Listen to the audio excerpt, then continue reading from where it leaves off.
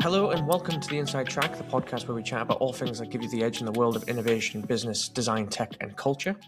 I am not Fuzzlin Esau, but instead you have myself, Josh Nixon, producer of the podcast, stepping in front of the virtual camera for the change. Hopefully it goes well. I'm joined by Katy Nokes, client director at Hedgehog Lab. Hello. And Ansh Bagri, senior product manager, also at Hedgehog Lab. Hey, nice to be here, Josh. Brilliant. Not to mention also the host and panelist, respectfully, at TechNExt this week at our own little talk for Hedgehog Lab, which you guessed is what we are here to talk about today. So I just jump straight into it. I think we're just about a week off from the tale of TechNext by the time this comes out, at least. Celebrating the tech sector thriving in the northeast of England. You know, Hedgehog Lab has been involved in TechNext since its launch a few years back, but this is the first time we're sponsoring the Data and AI Hub. So I'd love for you guys to tell me a little bit more about the presence that we had this year. So I've been to TechNext for a few years running now, and it's always just a really good event, isn't it? It's a great event. And I think it just felt a lot bigger this year, to be honest. It did. I don't know if it was because we were one of the main sponsors on the Data and AI Hub, which is obviously the most relevant one to us. And we did talk there last year, but we had one of the smaller rooms. But it just felt like there was a lot of Hedgehog Lab presence this year, I think. You know, we had people at most of the events across the week. I think a lot of Hedgehog Lab team members were in attendance. They came along to our talk. They went to other talks. They were at industry dinners, the event party, obviously, afterwards. It's a great event. And I think it felt bigger than ever this year. And it made a difference, I think, having that main stage this year for us to really talk about something that's incredibly relevant to the work we're doing at Hedgehog Lab. Yeah, and for me, it was the first time actually, but hearing from Katy and some of our other wonderful colleagues, this year actually did feel like a proper step up for us. So Hedgehog Lab being involved in tech, I know that we've been involved in TechNext since the beginning, but sponsoring the data and the AI Hub gave us a really clear role in one of the biggest conversations that are happening right now, right? I don't think it felt like just putting our logo on something. It felt like we were helping create the room for a better conversation. So whether it's data, whether it's AI, whether it's product delivery, governance, or value, all the bits that come after that shiny demo. And our lovely Katy was chairing the panel, and I was involved as a panelist across the event, and it felt like our presence was basically saying we are not just interested in talking about innovation, we're interested in actually making it real. Brilliant. And we'll jump straight into the talk then. So I know that you guys, obviously, Katy anchored and Ansh took part in a panel session exploring about how, AI pilots can become real products and what it takes to actually deliver value rather than stagnate. So tell me a little bit about the talk. I know it was quite a bigger talk because there was about 100 people in attendance and, no nerves at all. So tell me a little bit about the talk and who else was involved and how you think it went. Yeah, I could go first and I just tell you my thoughts on it. So you're right, Josh. It was the topic was going from AI pilots to real products. So what it actually takes to deliver value. And like I mentioned, Katy was chairing it, but on the panel we had Dr. Russell Collingham from Atom Bank, Logan Oliver from Autologics, and Dr. Mujib Ahmed from Newcastle University, and of course yours truly representing Hedgehog Lab. So it was a really nice mix because you had conversations because of the panelists. You had conversations around regulated industry, workflow automation, academic and data rigor, and then my angle was very much the product and operationalization bit. So the messy middle, basically, right? So how do you take an idea and turn it into something people actually use inside a real business process? And my core question was, why can't we operationalize AI, right? Which I think is the right question because most organizations can start AI experiments now because the cost of experimentation has gone down. That's not the hard bit anymore. The hard bit is actually making them stick. And my view on the panel was pretty simple, that a pilot proves possibility and a product proves repeatability. And the model is rarely the product, the workflow is the product. So I might sound like a broken record on this podcast because that's what I was doing in the panel as well, really focusing on the workflow around the model, not the model itself. What can I say to follow that, honestly? I mean, I wasn't on the panel, was hosting it, but I think in preparation for it, we had quite a mix of industry in there. We align quite closely with financial services because that's the nature of a number of the clients that we work with. But then to have sort of someone from Newcastle University on there that has a public sector, a very different steer on things, trying to tailor things so that we could encompass that view. But actually what I realized is it didn't really matter, that somewhat everyone seemed somewhat aligned on their experiences, that they're different, but the sort of the problems people run into are very much the same. I think I maybe expected that, I don't know, perhaps that we were much further ahead in our utilization of AI, and in education maybe less so, or that it would look very different. But actually it didn't. I think the problems we're running into very much the same thing, just sort of being applied in different ways. So no, it was interesting. I really enjoyed it. I wasn't sure how it would go, never done it before, but yeah. And obviously Ansh always represents us incredibly well, so I knew that even if we had a panel of people that didn't want to speak or didn't like the questions, that Ansh wouldn't let me down on that front. So no, it was great. And I alluded to it before about how there's about 100 people in attendance. Was there anything surprising in terms of maybe the questions that were followed up in the Q&A, or maybe did anybody speak to you guys afterwards a little bit about the talk, or just generally how do you feel the response was? I think what surprised me was afterwards, just in the conversations that I had, and they were probably different to what the panelists had, perhaps because I wasn't there answering questions. I was asking them. I was quite surprised how many people fed back that I think they're maybe a little bit paranoid about where they're at in their use of AI, and are we behind? Are we ahead? Are we doing okay? Is this enough? And people are asking questions of themselves. I think my mindset had been the audience is going to be, people that are curious but actually probably have a fair understanding, and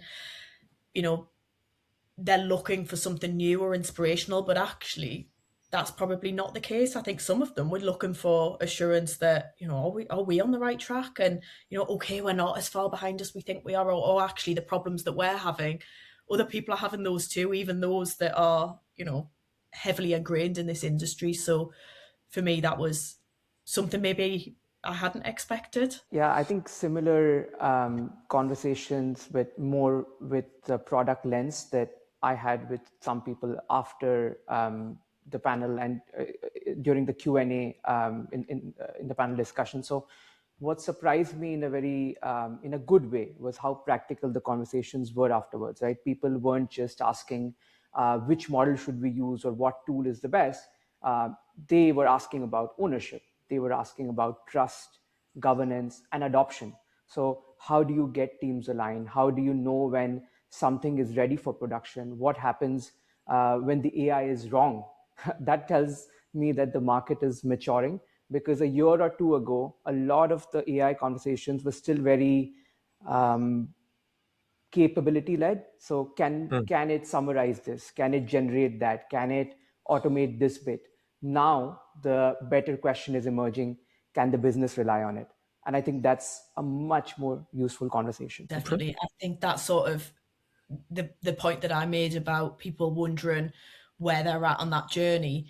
I think that all swings back around to the point that Ansh has just made, where people can see that things have matured and that the ask on them is different, or the expectations have lifted considerably. And yeah, it's interesting, because when I think, obviously I work in the commercial world, when I think back to deals that we were doing with clients a couple of years ago, what we were finding is clients wanting to utilize AI somewhere, or wanting to build AI into whatever we were building, but they didn't really know why or what for. And now actually, I think that mindset has changed, where people know we should be looking for, how can we make something easier? How can we, how can we improve a process, or, take manual work out of a process, rather than just, use AI because it ticks a box for us. I think within the last couple of years that's changed substantially. I think you don't really realize it's happened until you reflect on where we were a couple of years ago. Just to build on what Katy was saying and what you asked Josh about which conversations actually stuck with us, I think one theme that kept coming on was trust, and not trust in a fluffy sort of way. It was practical trust. So when you do get an output, an AI generated output, how do you check that output? Can you challenge it? Can you override it? And can you audit what happened? So does it reduce work, or does it just create a new queue for someone to manage? So that's the bit that stayed with me, because I am currently working on certain projects with clients where these are the questions we are trying to answer. So it felt that people were very authentic and very vulnerable as well, in terms of talking about the challenges that they are facing. And you basically build a shared understanding, right? If you're authentic and vulnerable and you're talking about similar problems. So it felt like a very real conversation, if I can put it like that. And bringing it back to the sort of wider event from the talk, we've mentioned a few times now that TechNExt has obviously grown a fair bit since its launch a few years ago. From Hedgehog Lab's perspective, there's obviously the benefits of, the networking and the brand visibility on our part. But what is the other value that you think an event like this brings to the Northeast in terms of shining its spotlight on the tech ecosystem that's grown here? Look, like you said, the easy answer for these kind of events is obviously networking, visibility, and branding, and all of that. And that matters. I'm not belittling that. But I think the deeper value we all felt from this event was the confidence, right? Events like TechNext give the Northeast ecosystem a shared stage. They remind people that serious, ambitious, technically complex work is happening here, not somewhere else, not only in London, not only in Silicon Valley, but here. So, and then the other thing is collision, I think, which we touched upon a bit in one of your previous questions, where basically a founder is hearing from a university lecturer, a product person is hearing from a data leader, a bank is talking to a consultancy. So someone who thought they were wrestling with a problem alone now suddenly realizes that 10 other people are trying to solve the same thing. And according to me, that's how ecosystems grow, not just through funding or talent. They basically grow through things like proximity, repeated conversations, and people seeing what's possible closer to home. So this definitely ticked a lot of boxes for me in terms of answering the question that where is exciting work being done. And happy to say that the conversations I had felt like some really exciting initiatives and projects were sort of kicking off in the Northeast, and was very proud to sort of be involved and be part of this ecosystem. Can I just say what Ansh said?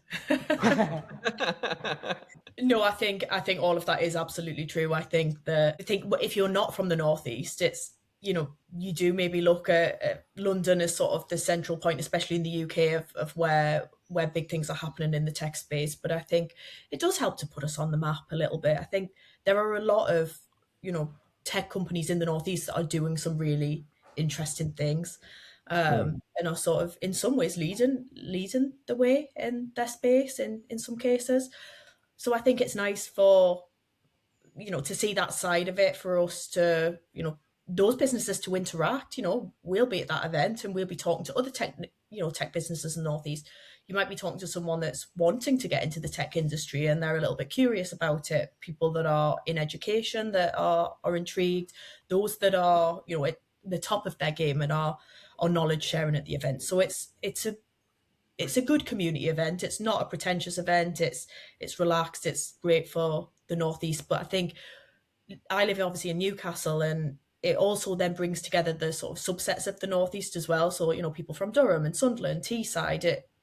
It brings us all together in one space as well, so that we're not fragmented. So yeah, it's always a good event. But I think from my perspective, the networking is great. I think I work in a commercial world. Any opportunity to network and talk to others and have our brand out there is a good thing. But I do think the value is so much bigger than that. Then I have one final question for you, and it can be, as broad or as focused as you like. So if you could give a piece of advice to a leader who's leaving TechNExt, or actually, no, just any event that's kind of like this, that's inspired to make AI work, what would it be? Well, It could maybe relate to the talk. Yeah, well, I'm going to go with something, and I tried to think. It might have been Logan that said this in the talk, but don't. And sorry, Ansh, if it was you, because now you're going to be like, I said that, and you've not even credited the right person. I like the don't try to boil the ocean. People are sometimes trying to do too much or expecting too much or trying to fix too many problems in one go. Simplify it down, and it's less overwhelming that way. Yeah, look, my advice, like I was mentioning during the panel, was when you're thinking about AI solution, don't just start with the tool, start with the workflow. And Josh, remember I mentioned that I might sound like a broken record, but I have to do this. So you need to ask yourself as a product and tech leader, what decision, what process, or what customer outcome are we actually trying to improve? Who owns it? What does success look like? What happens when the AI is wrong? And where does human judgment still matter? Then use AI where it creates leverage, not theater. So I'd rather see a leader pick one valuable workflow, take it properly from pilot to production, then launch 10 disconnected experiments that look good in a demo and disappear 6 weeks later. So the goal is not maximum AI usage. The goal is maximum business value. So stop asking, what can we use AI for? And start asking, what decision or workflow are we trying to improve? And go back to the basics, right? Who are you building the product for? Why are you building it? And how are you going to measure success? And put yourself in the shoes of the user and think about their pains, gains, needs, and wants. And surely, if you think of it from this lens, you'll end up building a great product or an AI product, however you'd like to call it. Brilliant. For a broken record, you're speaking quite a lot of sense. That's everything from me, and I think that's a good wrap on this week's short but sweet special episode of The Inside Track. We'll be back to your regular scheduled programming next week. Fuzzlin will return, I promise.